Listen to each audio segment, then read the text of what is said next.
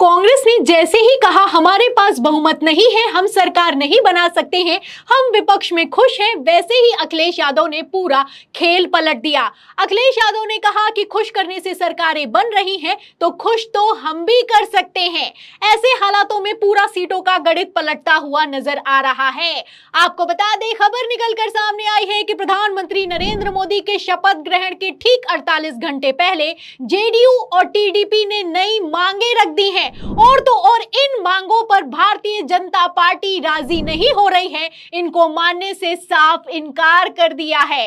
इसके बाद से तो बवाल मच गया है। तो फिलहाल क्या मांगे रखी गई हैं, क्या नई शर्तें निकलकर सामने आई हैं, आपको मैं बताऊंगी, लेकिन उसके पहले किस तरीके से सीटों का गणित पलटता हुआ नजर आ रहा है फटाफट से दिखा देते हैं। देखिए, अगर बात की जाए 2024 लोकसभा चुनाव की, तो यहां पर मैं आपको बता दूं कि भारतीय जनता पार्टी या फिर यूं कहें एनडीए के पास 294 सीटें हैं, जिसमें से बीजेपी के पास 240, टीडीपी के पास 16, जेडीयू के पास 12 और शिवसेना जो कि अजीत पवार की है उसके पास 7 हैं, वहीं एलजेपी के पास 5 है, आरएलडी के पास 2 हैं और अदर्स 12 पर है।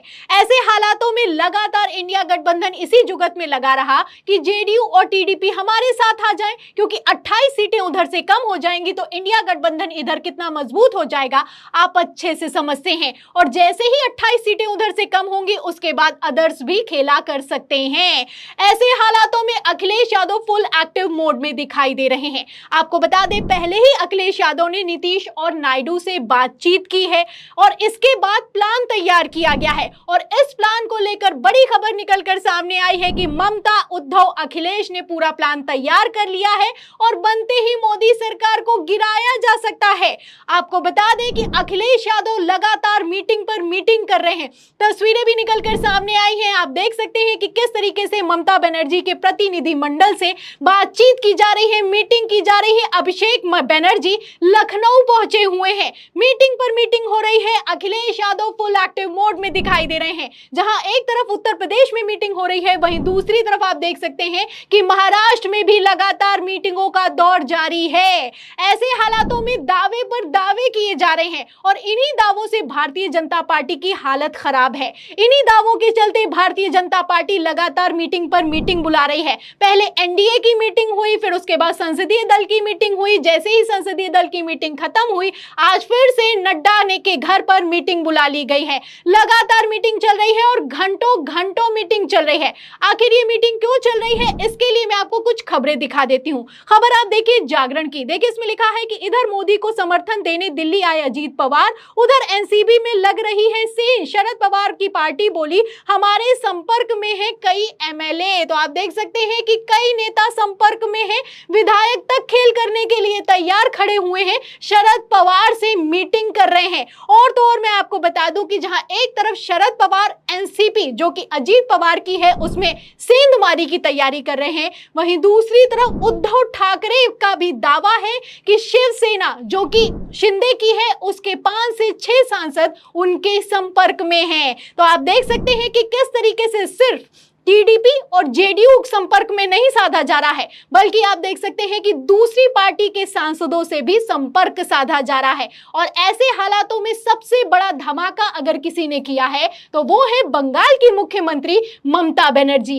ममता बनर्जी के का कहना है कि बीजेपी के सांसद, विधायक हमारे संपर्क में है और संजय राउत ने तो यहां तक कह दिया है कि पहले मोदी की तीसरी कसम होने दीजिए, चौथी कसम हम बाद में लेंगे। तो आप देख सकते हैं कि किस तरीके से पूरा का पूरा खेल पलटता हुआ नजर आ रहा है। जहां एक तरफ प्रधानमंत्री नरेंद्र मोदी चंद्रबाबू नायडू और नीतीश कुमार से अपनी नजरें हटाने के लिए तैयार नहीं है, लगातार मीटिंग पर मीटिंग की जा रही है।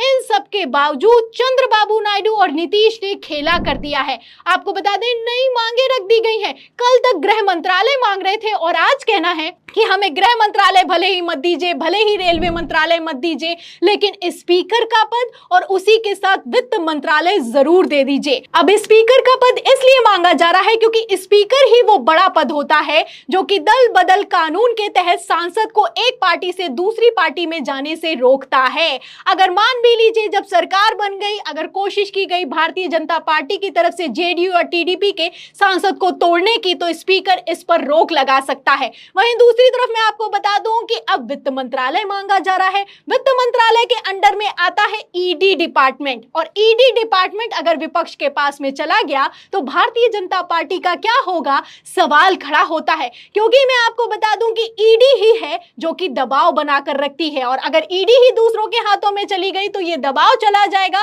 और भारतीय जनता पार्टी वैसे ही बहुमत में नहीं है, और आप देख सकते हैं कि कितना नीचे खिसक जाएगी। जैसे ही जेडीयू और टीडीपी ने वित्त मंत्रालय और स्पीकर का पद मांगा है, वैसे ही भारतीय जनता पार्टी ने साफ इनकार कर दिया है। ऐसे में नीतीश कुमार और चंद्रबाबू नायडू नाराज हैं, और अखिलेश यादव ने तो पहले ही कह दिया था कि अगर कोई नाराज है, खुश करने से सरकारें बन रही हैं तो खुश तो हम भी कर सकते हैं। अभी कोई स्थिति आप देखते हैं इंडिया गठबंधन की? मैंने आपसे कहा कि खुश करने से सरकारें बन रही हैं, तो कोई खुश और भी कर सकता है। सर कल खड़गे जी ने कहा वेट एंड वॉच, अभी उम्मीद बाकी है। कल खड़गे जी ने कहा वेट एंड वॉच। लोकतंत्र में और गिनती जब होती है तो आस और उम्मीद कभी खत्म नहीं होनी चाहिए।